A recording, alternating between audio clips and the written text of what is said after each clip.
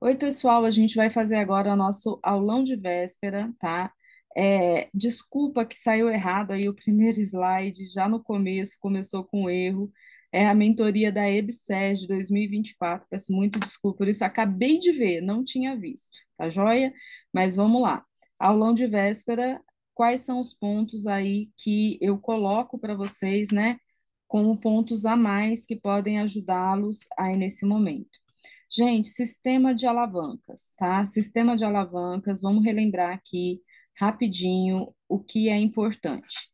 Então, no sistema de alavancas, a gente vai ter a parte de cinesiologia biomecânica, tem que lembrar que a gente tem um eixo. Quando a gente fala em sistema músculo-esquelético, o eixo geralmente é a articulação, tá? E aí a gente tem um braço de força. O braço de força, ele vai ser representado pelo músculo que vai agir, né, naquela articulação, e o braço de resistência vai ser o peso, né, que vai ser movimentado, tá? Então, o que que a gente tem que lembrar agora? Memória rápida, tá? A gente tem três classes de alavanca, primeira, segunda e terceira. Pode aparecer na prova o sinônimo: primeira classe interfixa, segunda classe interresistente, terceira classe interpotente. A alavanca de primeira classe é uma alavanca de equilíbrio. Principal exemplo que a gente tem, articulação atlantoaxial. A alavanca de segunda classe é uma alavanca de força. Tá vendo aí? Resistente, lembra de força, tá? Tá em vantagem mecânica. É, por exemplo, no corpo humano, o movimento que a gente faz na plantiflexão em pé.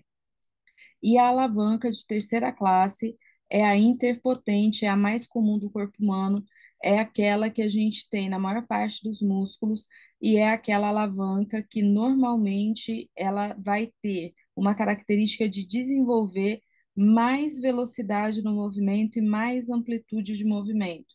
Então, por exemplo, o movimento de bíceps, como se eu segurasse aqui, né, um peso e fizesse, vai estar relacionado a alavanca de terceira classe, quadríceps e assim por diante. Então, alavancas aqui para a gente lembrar.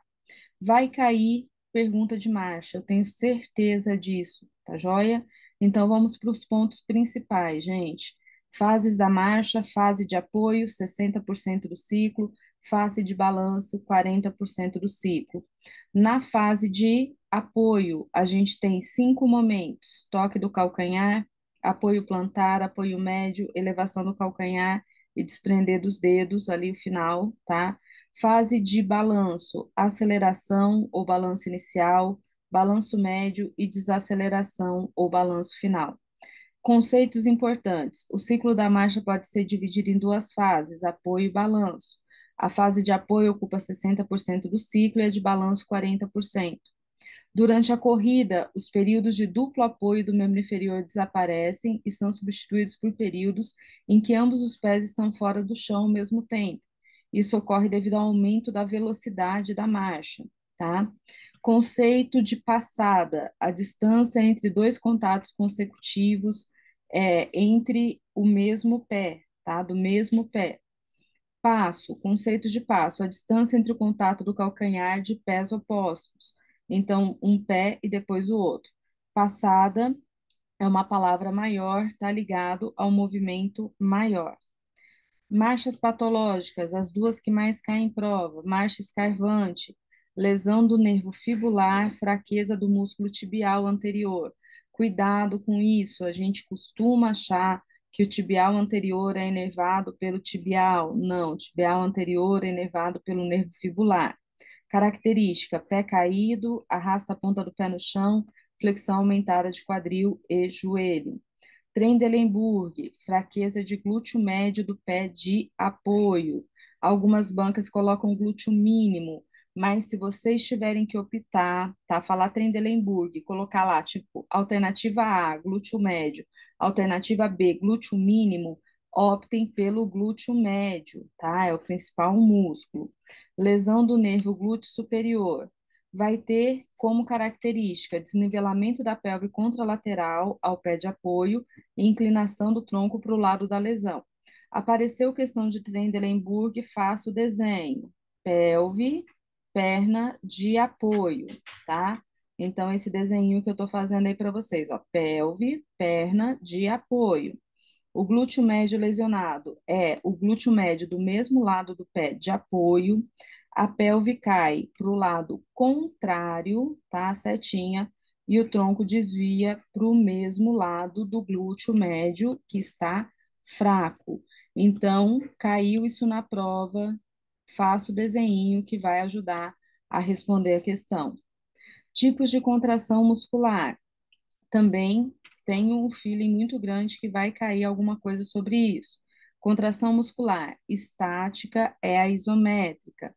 Dinâmica, a gente tem duas, a isotônica e a isocinética. Isocinética, velocidade constante. Essa vai ser a característica que a gente vai ter. Isotônica, concêntrica, fase, onde a gente tem aproximação e encurtamento do músculo, tá? Então, na concêntrica, aproximação e encurtamento, na excêntrica, afastamento e alongamento do músculo. Sempre lembrar disso também. Quais tipos de contração desenvolve maior força? Primeiro, excêntrica, aqui vai ter o primeiro lugar. Segundo, isométrica, segundo lugar do tipo de contração que desenvolve mais força isométrica. Terceiro, concêntrica, se a gente equivaler essas três aqui. Então, características importantes. Resumo de informações que a gente tem sobre fortalecimento muscular, que também cai muito nas provas. Então, cria memória aí, pessoal. Quanto mais largo o diâmetro do músculo, são sarcômeros em paralelo, maior a capacidade de gerar tensão. Músculos com mais fibras tipo 1 têm baixa produção de força, baixa velocidade e alta resistência à fadiga, tá? Músculos com mais fibras do tipo 2, alta produção de força, alta velocidade, baixa resistência à fadiga.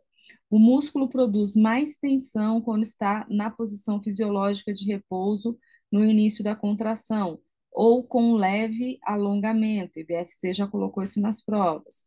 A produção de força da maior para menor é, primeiro, contração excêntrica, depois a isométrica, depois a concêntrica. Então, aqui resume vários pontos importantes. Termoterapia, formas de condução de calor. Eu tenho também um feeling muito grande que isso vai cair. Formas de transferência de calor, condução, contato direto, compressas frias e quentes, convecção, fluxo de fluido de gás ou líquido, como acontece na hidroterapia e no forno de Beer, conversão, transformação de energia, como acontece no ultrassom, radiação térmica, emissão de calor, como acontece no infravermelho. Efeitos da crioterapia, também aí grande chance de cair. Vasoconstrição, que limita a passagem de corrente sanguínea, diminuição da dor, diminuição do espasmo muscular, diminuição da estabilidade muscular, então o músculo contrai menos, diminuição da despolarização do fuso muscular, diminui tônus, diminuição do metabolismo, diminui hipóxia secundária, redução da inflamação, diminuição da velocidade de condução nervosa, diminui a dor, diminui a estabilidade muscular, diminui o tônus. Rigidez no tecido, aqui especialmente colágeno. O colágeno fica mais rígido e aumenta a viscosidade do líquido. Termoterapia vai ser utilizada em lesões subagudas e crônicas. Crioterapia, utilizada em lesões agudas. Ultrassom, ponto mais importante, a diferença entre ultrassom de 3 e de 1. Ultrassom de 3 megas. Quanto maior a frequência, 3 é maior que 1. Menor a profundidade de penetração, esse ultrassom sofre rápida atenuação e maior absorção nos tecidos mais superficiais. 1 mega. Quanto mais baixa a frequência, maior será a profundidade de penetração, menor a absorção nos tecidos superficiais. Fisioterapia aquática, relembre, empuxo é a força ascendente que trabalha em oposição da gravidade, promove alívio da descarga de peso nas articulações. Pressão hidrostática é proporcional à profundidade, portanto, quanto mais profundo, maior a pressão hidrostática. Isso auxilia no retorno venoso e linfático. Viscosidade. Como ocorre contra a direção do movimento, também é proporcional à velocidade e à área de atrito. Quanto maior a velocidade do movimento, quanto maior a área de atrito, maior vai ser a viscosidade. Lesão aguda, protocolo Priceman, tá? Lesão aguda, protocolo Priceman, que é a sigla em inglês para proteção, repouso, gelo, compressão, elevação, terapia manual, mobilização precoce e uso de medicação. Fisioterapeuta não prescreve medicação, para provas de concurso é isso que vale, não prescreve anti-inflamatório, não prescreve analgésico, tá? Às vezes pode cair na prova, em vez do Priceman, só o Price, o comecinho. Proteção, que pode ser uma imobilização, repouso, que pode ser repouso relativo, crioterapia, que é o gelo, compressão, tá? Que pode ser com o uso de equipamentos ou de faixas elásticas, e elevação, quando eleva o membro em relação à gravidade, você tem drenagem passiva. Doenças ortopédicas que vale a pena a gente lembrar de alguns detalhes, também como eu disse, memória recente, síndrome patelofemoral, dor por alterações biomecânicas na patela, pontos de destaque, aumento do ângulo Q piora a lateralização da patela, lesão do LCA, testes especiais, pivot shift, jerk test, gaveta anterior. Detalhe de biomecânica do LCA.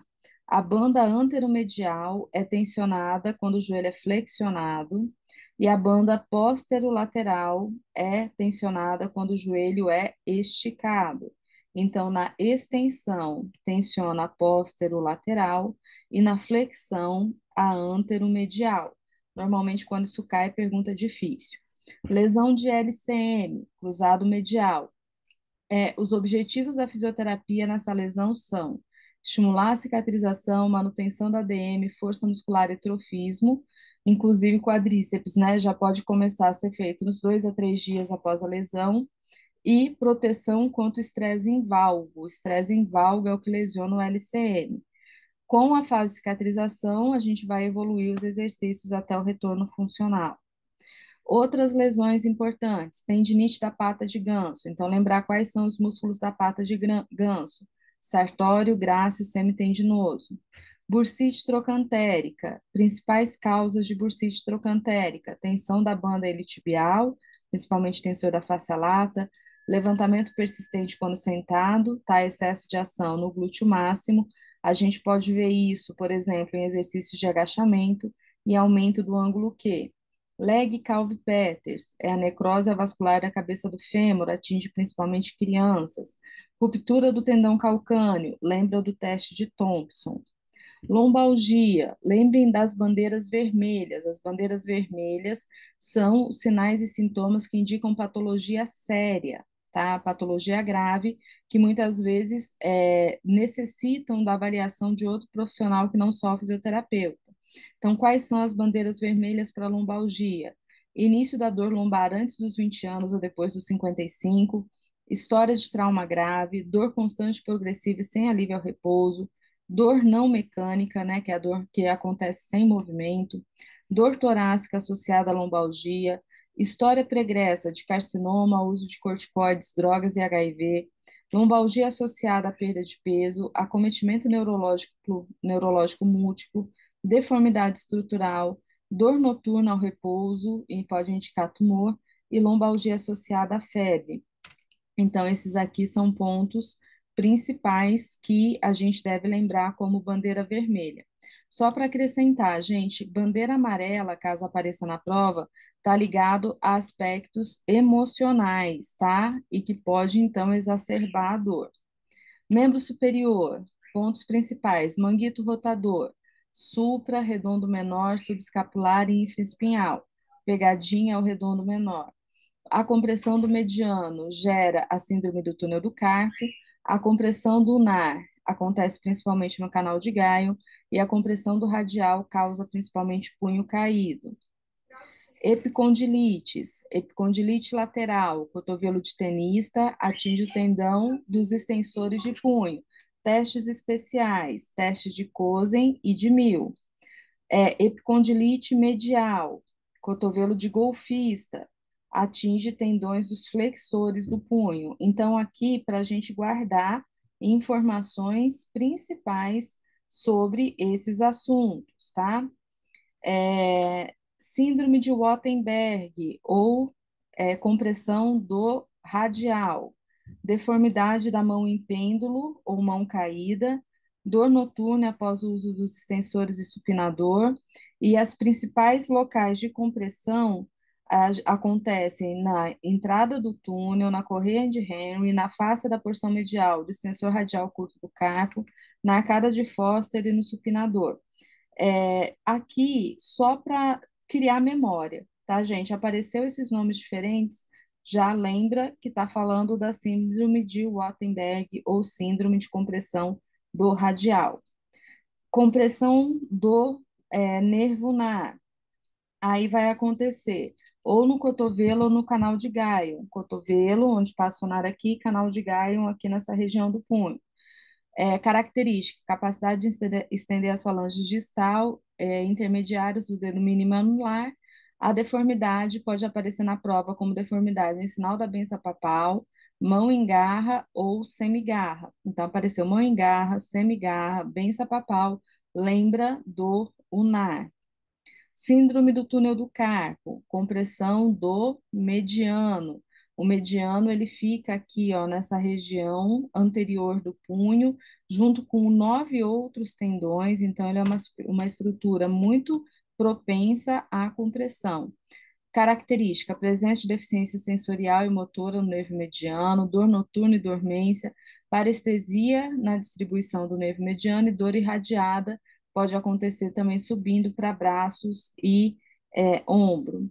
Testes principais do mediano: teste de Tinel, sinal de Fallen e Fallen invertido.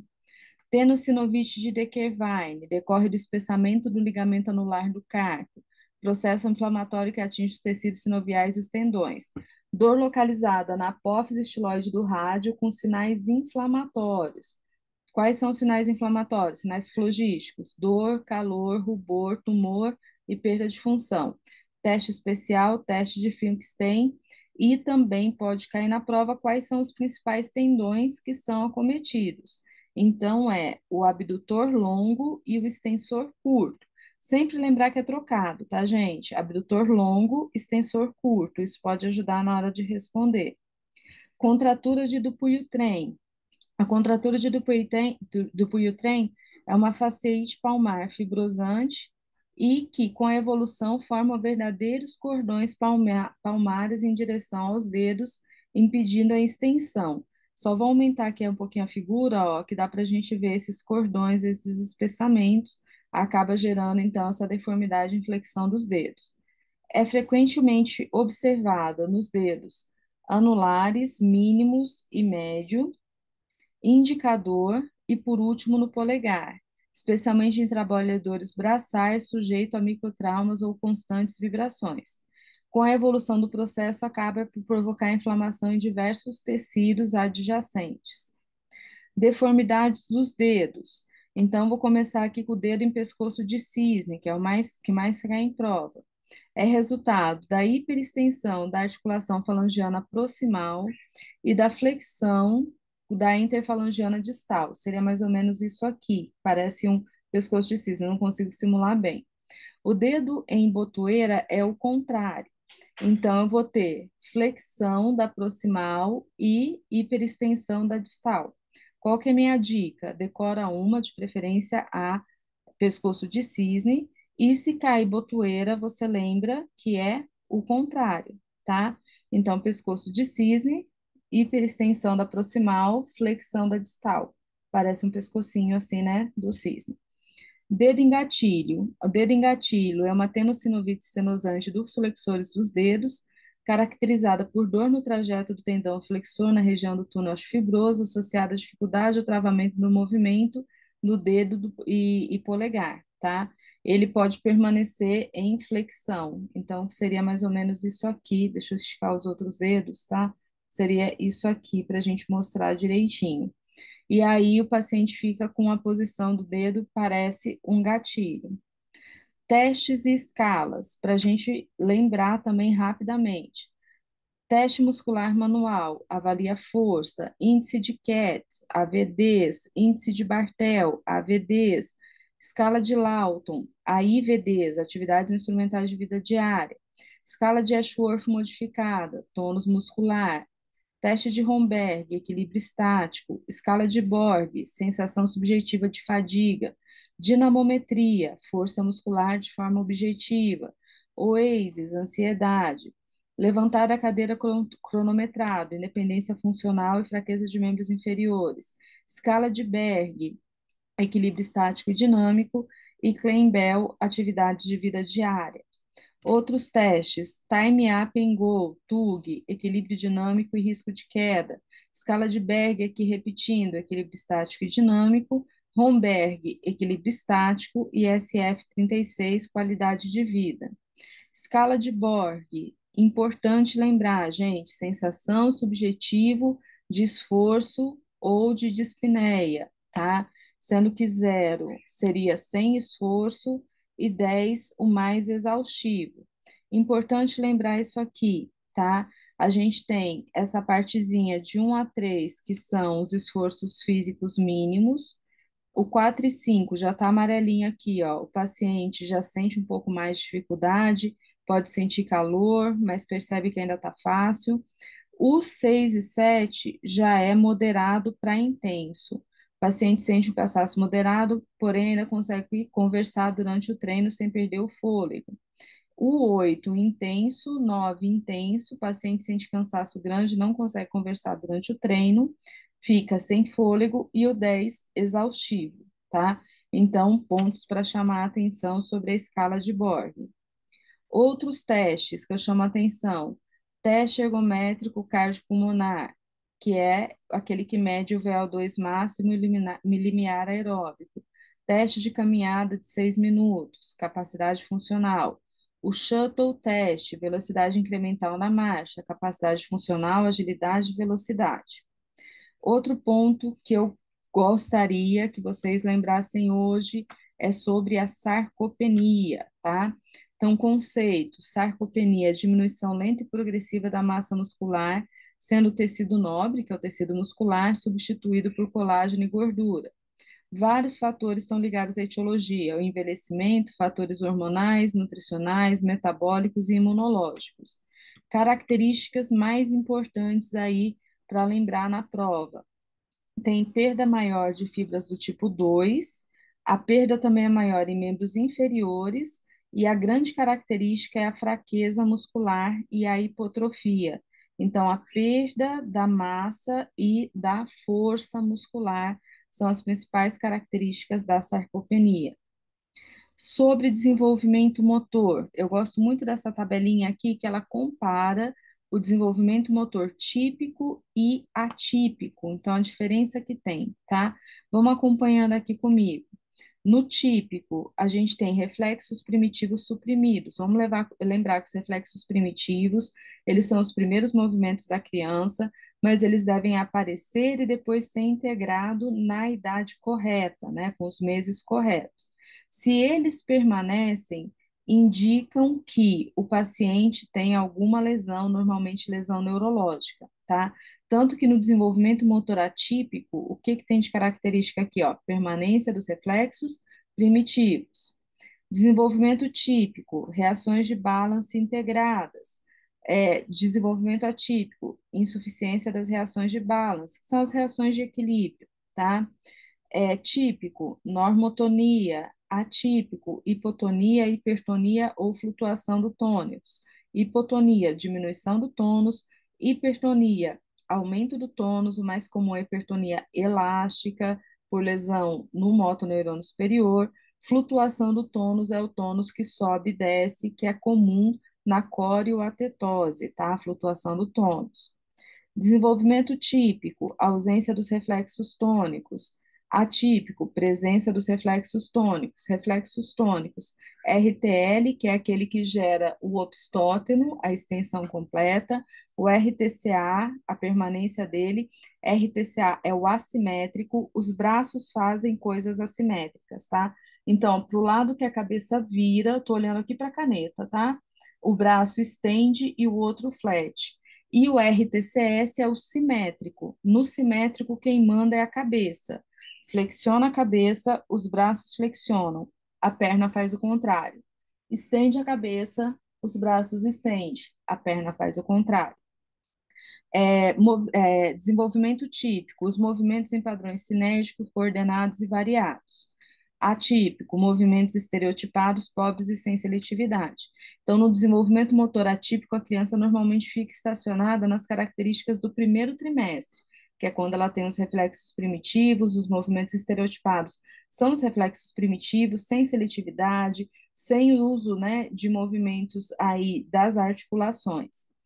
Desenvolvimento típico, desenvolvimento de habilidades motoras, com variedade de movimento. Atípico, dificuldade nas habilidades motoras, com padrões de compensação e fixação. Desenvolvimento típico, sem encurtamentos e deformidades. No atípico, a criança acaba desenvolvendo alterações musculoesqueléticas, normalmente por desuso ou por hipertonia. Então, encurtamento muscular, deformidades articulares e assim por diante. E no típico, a criança acaba desenvolvendo controle nos três planos de movimento anatômico: plano sagital, flexão e extensão, plano coronal frontal, que é a abdução e adução, plano transverso, que são as rotações. Já no atípico, não tem aquisição, normalmente, em nenhum plano. Então, a criança não desenvolve movimento normal, tá? Bem, além do que a gente comentou nas aulas anteriores, queria acrescentar para vocês características do torcicolo congênito, tá? O torcicolo congênito acontece por retração unilateral do esternocleido e o posicionamento fica em flexão, rotação lateral e inclinação lateral e rotação. Então, se esse esternocleido aqui ele está comprometido, o que que ele faz? Ele puxa para flexão, para inclinação lateral do mesmo lado e para rotação do outro lado, tá? É a ação do esternocleido. Pensa que você está enrugando aqui. Se cair na prova, dá uma puxada aqui no seu esternocleido, né? Dá uma disfarçada, que é justamente esse movimento que você vai fazer. PBO, paralisia braquial obstétrica. Lembrar que a gente tem três tipos: a herbe do Chene, que é a paralisia alta, raiz de C5 e C6, às vezes C7, Clampic, que é a paralisia baixa, C8T1, e herbe Clampic, que seria o plexo braquial todo. Herbe do Chene, pessoal, raiz de C5 e C6, acomete a musculatura proximal do membro superior. Clampic, raiz C8T1, compromete a musculatura distal de membro superior. Isso pode ajudar vocês a responder questão. Indo já para a lesão medular. Então, fases da lesão medular. Fase de choque, tá? Esse aqui é o ponto que eu queria lembrar mais, pode cair na prova. Na fase de choque medular, o paciente apresenta perda de todas as funções. Então, paralisia flácida, reflexia, perda total da sensibilidade e ausência de função autonômica, com bexiga neurogênica flácida e relaxamento dos esfíncteres. Então, choque medular dura entre 24 horas até alguns meses, com a reflexia, flacidez, perda sensitiva abaixo do nível. Fase aguda, de semanas a 6 meses, o paciente ainda pode continuar com hipotonia e hiporreflexia, mas na sequência aparece a espasticidade. Fase intermediária, de 6 meses a 2 anos, com aumento gradual da espasticidade. E fase crônica, que é após a reabsorção do edema, da lesão medular, e aí o paciente já tem as sequelas estabelecidas, e na fase tardia, diminuição do volume medular na região afetada, tem atrofia, afilamento da medula, e a medula é substituída por tecido fibroso, né? Então, pelas células ali de cicatrização. E para finalizar essa aula, eu falei para vocês que era rápida, não tem como deixar de falar de testes especiais. Eu espero criar memórias aí sobre esses testes para vocês utilizarem amanhã, tá? Então vamos lá, pessoal. 3 dos testes do quadril são voltados para avaliar flexibilidade. Flexibilidade do reto femoral, ELI ou L. Flexibilidade do reto femoral e do ilho-psoas, Thomas. Flexibilidade do trato iliotibial, Ober, tá? Um teste é voltado para a articulação sacroiliaca. Pode aparecer como nome de Patrick ou Faber, ou Patrick Faber, alguma coisa assim. Joelho e pé, alinhamento fêmuro-patelar. O teste é o ângulo Q. Em média, né, os homens têm uma medida de 13 graus e as mulheres de 18 graus. Menisco, Apley e McMurray, sendo que o McMurray tá mais voltado para corno posterior do menisco medial. LCA, Lacma, gaveta anterior e pivô shift. LCP, gaveta posterior e Godfrey. Tendão calcâneo, ruptura do tendão calcâneo, teste de Thompson. Destaques, então, nos joelhos, os principais testes se dividem por estrutura, portanto, patela, ângulo Q, menisco, Apley, Pair, McMurray, LCA, gaveta anterior, Lachman, pivô shift, LCP, gaveta posterior e Godfrey. Artéria vertebral, permeabilidade da artéria vertebral, teste de Addison, avalia a permeabilidade da artéria subclava, teste de Magini, avalia a insuficiência da artéria vértebro-basilar. Coluna cervical, Sperling, teste que verifica a compressão foraminal, é um teste provocativo para radiculopatia cervical. Distração cervical. A resposta é positiva quando há redução dos sintomas no pescoço e no membro.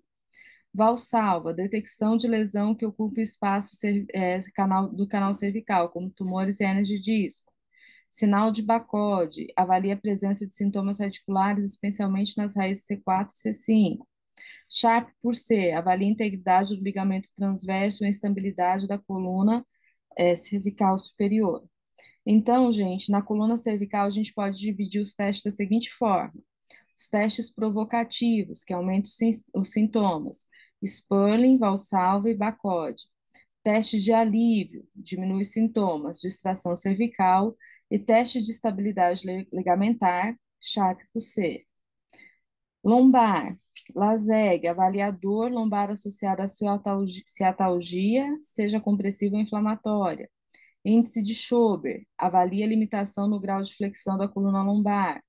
Slump, avalia a mobilidade das estruturas sensíveis à dor no canal vertebral e tem sido usado como um teste de avaliação neurodinâmica de membros inferiores.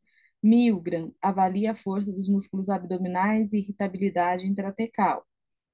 Teste de impacto subaracromial ou ruptura do manguito rotador. Então, vamos lá. Nier, Hawkins, Kennedy, Yokun, queda do braço, que é Codman, Patti, que avalia principalmente o infra, Gerber, o sub, e Job, o supra-espinhal. Testes de labrum e do bíceps. Então, de Argson específico para bíceps, Speed, bíceps e labrum, lábio glenoidal superior. O'Brien, ruptura do lábio glenoidal. Instabilidade do ombro, teste de apreensão e teste de Rockwood são os principais.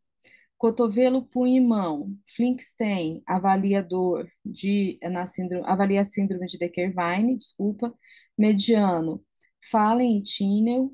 Epicondilite lateral, Cosen e Mill. Teste de Allen determina a permeabilidade dos vasos que suprem a mão. E teste de compressão no canal de Guyot verifica se há compressão do nervo ulnar. Então, resumindo aqui, gente, Decker-Vine, Flinkstein, síndrome do túnel do carpo, Fallen invertida e Tinel, epicondilite lateral, Cosen e Mill, compressão do nervo ulnar, canal de Guyot, permeabilidade da mão, Allen. E é isso, pessoal. Uma excelente prova para todo mundo, tá? Esses são pontos aí para refresco de memória.